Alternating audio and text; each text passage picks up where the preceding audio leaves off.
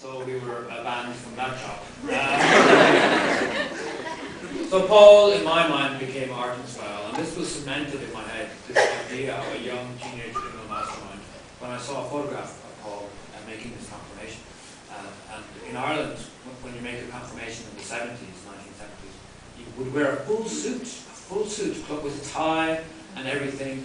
And I saw a picture of Paul, and he had kind of a suit that Roger Moore might have worn in the 1970s, like a double-breasted. It was the same colour as those seats, and then check trousers.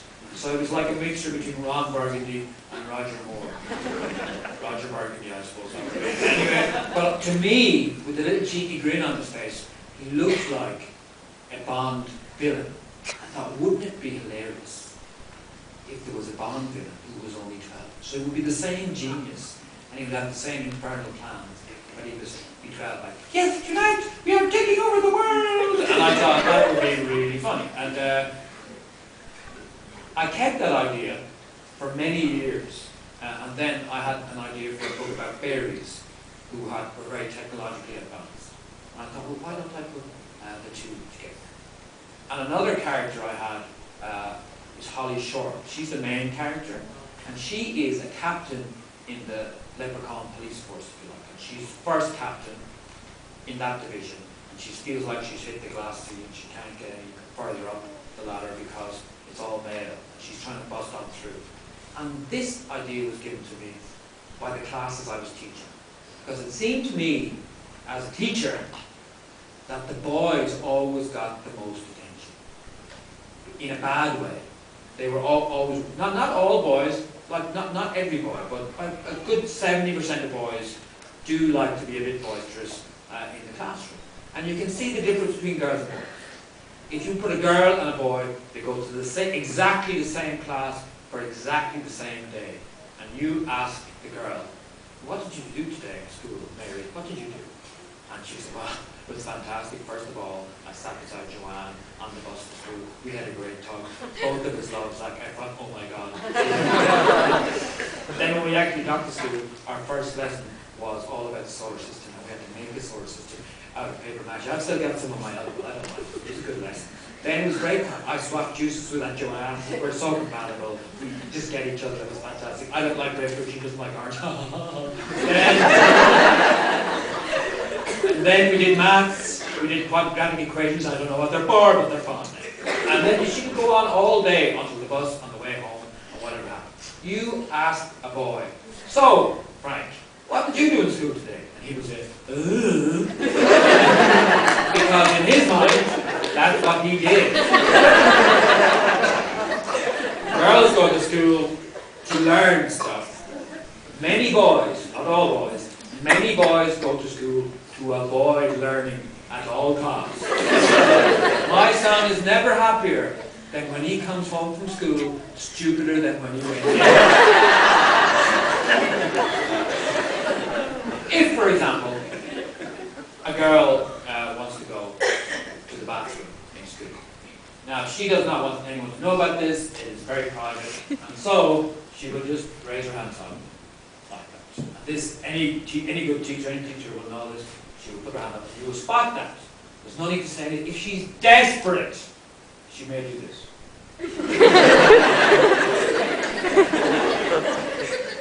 And the teacher will see this. She would go. Off she goes to the bathroom. She does what she has to do in there. No talking about it. Quick as she can. Washes her hands. Comes. Sits down. Most people won't even know she was gone. If a boy wants to go to the bathroom, he thinks this is of national importance. And everybody should know because they will be devastated by his absence. And so he points to his own head and says, "Teacher! Toilet!" And then the teacher, who is allowed to use sarcasm on occasion, it's the only plus of the job, will say, "Are you calling yourself a toilet?" Say, "No! I want to go to the toilet, actually, because I've had 4 gallons of orange juice, and if I don't go soon, his whole row is going to be a war zone." And you say kindly, "Shut your face, get out of my face." just go at that point. That would be too easy. Just go. What's the point in that? He has to go on the route of maximum destruction. He probably has it written on his hand so he can punch someone at every turn, kick someone, and then the Holy of Holy set someone's desk on fire.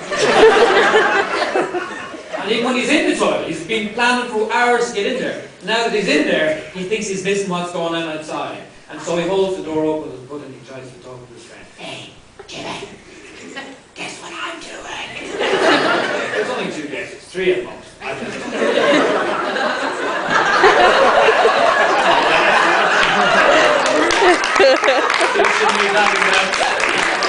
He could have brought in a phone. So I forget what I was going to tell you there. Which character are we talking about there? Holly. Oh, Holly, okay, thank you. And I was definitely carried away with my own prosthetic. Okay,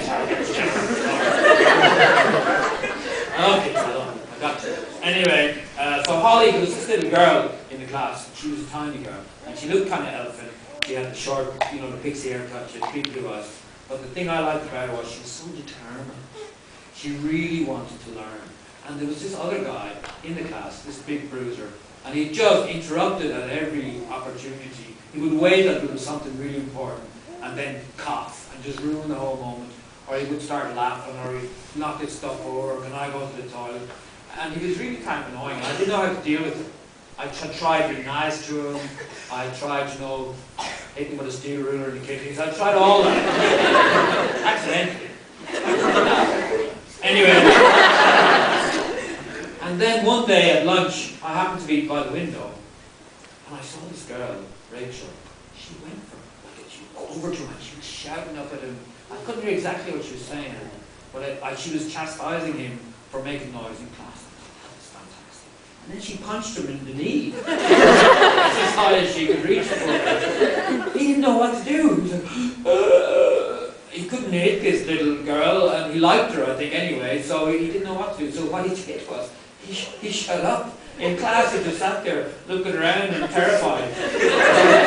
Oh my God, I have a heat-seeking missile. And I'm not saying I used her to keep other girls quiet, but occasionally I would say, wow, you're making a lot of noise, isn't he, Rachel?